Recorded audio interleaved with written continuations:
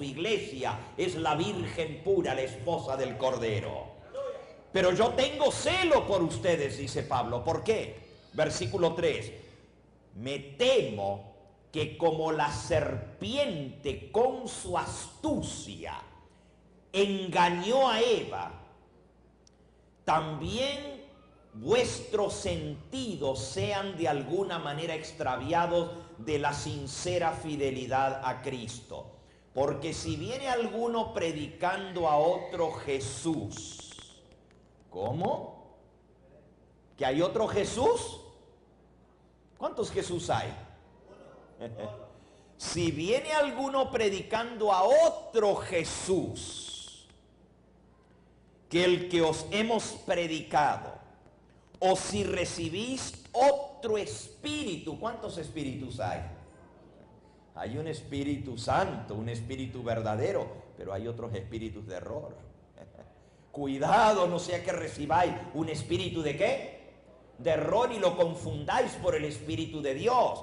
No sea que venga otro predicando a otro Cristo, o que recibáis otro espíritu, dice aquí, del que habéis recibido, u otro evangelio del que habéis aceptado, me temo que bien que lo toleraríais.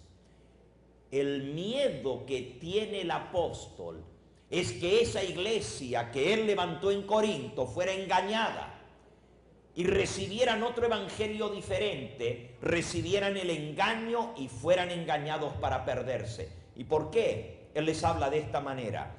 Miren, en el versículo 13 dice, viene hablando todos los versículos que me salteé, de aquellos que se meten en las iglesias para enseñar herejía. Y dice,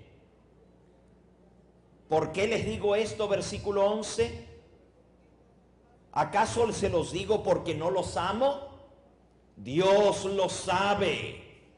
Mas lo que hago lo haré aún para quitar la ocasión a aquellos que la desean, a fin de que en aquello en que se glorían sean hallados semejantes a nosotros.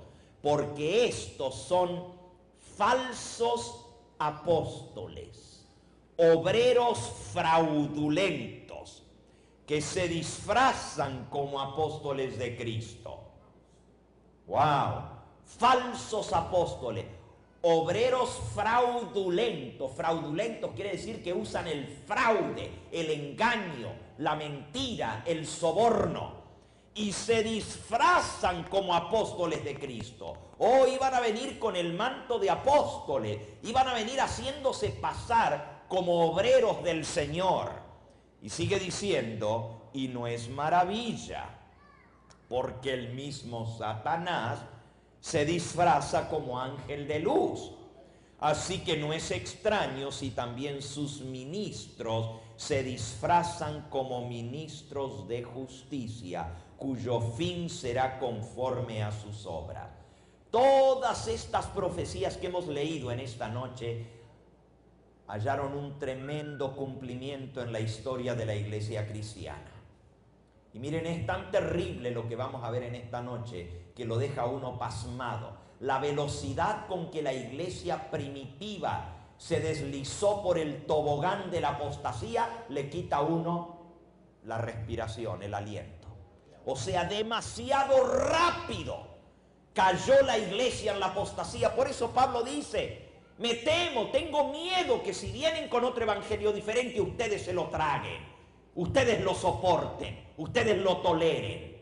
El apóstol Judas dice, hermanos, tenía apuro de escribirles, porque andan algunos allí que están tergiversando el evangelio y se han metido entre ustedes solapadamente y están violando el evangelio, están tergiversando, cambiando la verdad por mentira, y ustedes están creyendo la mentira. ¡Qué terrible! El apuro de los apóstoles era porque ellos habían visto proféticamente lo que venía sobre el pueblo de Dios, una gran apostasía. Y fue el primer versículo que leímos, que venía una gran apostasía sobre el pueblo de Dios. Anoche leímos la profecía de Segunda de Tesalonicenses capítulo 2, donde el apóstol decía, que esa apostasía iba a ser tan grande, que aún el hombre de pecado y el hijo de perdición se iba a sentar en el mismo templo de Dios, en la iglesia, y se iba a hacer adorar como si fuera Dios. Ahora, hermanos, estas profecías no solamente los apóstoles las dieron, aún los profetas del Antiguo Testamento señalaron la venida de la apostasía. Anoche terminamos nuestra presentación con la profecía del profeta Daniel, que decía que iba a surgir un poder que le llama el cuerno pequeño, que iba a surgir de la cabeza de la cuarta bestia, que es Roma, y que iba a echar por tierra la verdad, iba a hablar palabras contra el Dios Altísimo, se iba a sentar en el templo de Dios haciéndose adorar como si fuera Dios, e iba a atreverse a cambiar los tiempos y la santa ley de Dios. Repito, la velocidad con que la iglesia primitiva se deslizó por el tobogán de la apostasía le quita a uno el aliento, se queda uno espantado, y por eso el apóstol, cuando le escribe a los Gálatas, no se sorprende de que hayan caído en la apostasía, lo que se sorprende es de la rapidez con que fueron engañados. Miren, Gálatas capítulo 1, versículo 6. Estoy maravillado, dice el apóstol, estoy pasmado, estoy asombrado. ¿De qué? ¿De qué se maravillaba el apóstol? De que tan pronto os hayáis alejado del que os llamó por la gracia de Cristo para seguir un evangelio diferente. Ahora aquí ya no es solo profecía. Aquí él dice, estoy maravillado, estoy asustado de que tan pronto, o sea, lo que lo espantaba al apóstol no es que viniera la apostasía. Él lo había profetizado, él dijo que iba a venir, él dijo que la gente se iba a apartar de la verdad e iba a seguir la mentira. Todo eso él lo había profetizado, pero lo que le sorprende es la velocidad, la rapidez que tan pronto os hayáis alejado del que os llamó por la gracia de Cristo para seguir un evangelio diferente. Sigue diciendo versículo 7, no es que haya otro evangelio, sino que hay algunos que os perturban y quieren pervertir el evangelio de Cristo. Pues hermanos, esto estaba pasando ya en la época de los apóstoles y siguió poniéndose cada vez peor. Y aún eso estaba profetizado. Porque miren lo que le escribe el apóstol Pablo a Timoteo.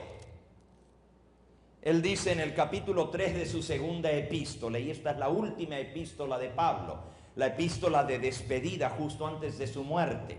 El testamento de Pablo le escribe a su discípulo Timoteo y le dice en el capítulo 3, segunda de Timoteo 3, también debes saber esto, que en los postreros días vendrán tiempos peligrosos, porque habrá hombres amadores de sí mismos, avaros, vanagloriosos, soberbios, blasfemos, desobedientes a los padres, ingratos, impíos, sin afecto natural, implacables, calumniadores, intemperantes, crueles, aborrecedores de lo bueno, traidores, impetuosos, infatuados, amadores de los deleites más que de Dios, que tendrán apariencia ¿de qué?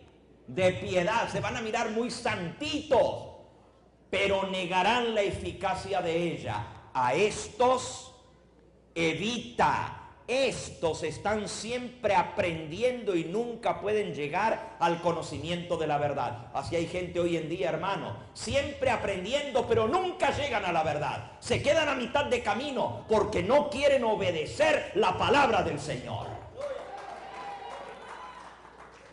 Y sigue diciendo, pero tú, versículo 10, has seguido mi doctrina, mi conducta, mi propósito, mi fe, longanimidad, amor, paciencia, persecuciones, padecimiento como los que me sobrevinieron en Antioquía, en Iconio, en Listra, persecuciones que he sufrido, y de todas me ha librado el Señor.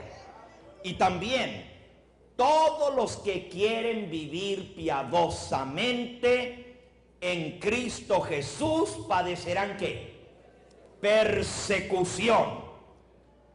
Mas los malos hombres y los engañadores irán ¿de qué? De mal en peor, engañando y siendo engañados. Así que no hay vuelta. El engaño se iba a regar. Los engañadores iban a ir cada vez en más y en más y en peor, y la gente siendo engañada. Millones de cristianos hoy en día practican una religión que creen que es la verdad, cuando en verdad es un engaño y una mentira del diablo. Y ellos piensan que están en la iglesia verdadera. Y dicen, no, pero es que yo estoy en la iglesia verdadera, la que viene de la época de los apóstoles. Y no saben que han sido engañados. Y que están bajo un engaño tan grande que están cegados sus ojos. Y no me refiero solamente a la iglesia grande, a la iglesia madre. Ustedes saben de lo que estoy hablando, ¿verdad? Porque esto tenía que ver con la profecía. Miren, ahí mismo en Primera de Timoteo, en el capítulo 4, ahora voy al versículo con que comencé el tema de esta hora. Primera de Timoteo, capítulo 4. Y después de leer este versículo, voy a ir a la presentación que tengo, el paganismo entra en la iglesia. Así que prepárate con las diapositivas. Dice el capítulo 4 y versículo 1. Pero el Espíritu dice claramente que en los postreros días algunos apostatarán de la fe, escuchando a espíritus engañadores y a doctrinas de demonios, por la hipocresía de mentirosos, que teniendo cauterizada la conciencia, prohibirán ¿qué? ¿Qué van a prohibir? Casarse. ¿A quién le iban a prohibir casarse? ¿A quién?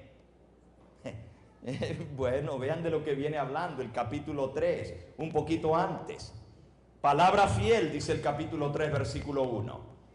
Si alguno anhela obispado, buena obra desea, pero es necesario que el obispo sea irreprensible, marido de una sola mujer, sobrio, prudente, decoroso, hospedador, apto para enseñar, no dado al vino, no pendenciero, no codicioso de ganancias deshonestas, sino amable, apacible, no avaro, que gobierne bien su casa, que tenga a sus hijos en sujeción con toda honestidad, porque el que no sabe gobernar su propia casa, ¿cómo cuidará de la iglesia de Dios? Aquí dice que los obispos, los ministros, los pastores, los sacerdotes deben ser casados, deben mantener su familia en decencia y honestidad, porque si no saben manejar su propia casa, ¿cómo van a cuidar de la casa de Dios?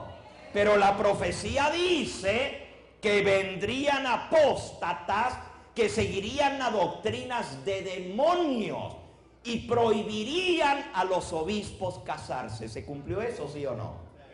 En el año 1079, el Papa Gregorio VII, Gregorio Magno, estableció el celibato. El celibato es la doctrina de los demonios que dice que un hombre no debe casarse.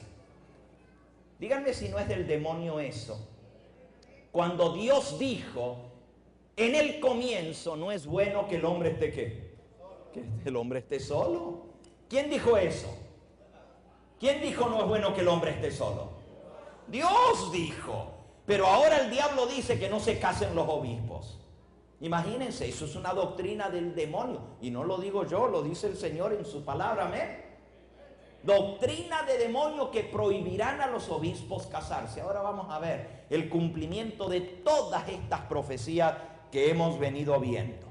Por un lado, nosotros tenemos la verdad, la primera diapositiva.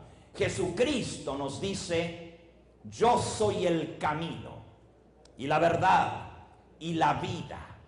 Nadie viene al Padre sino por mí. Cristo es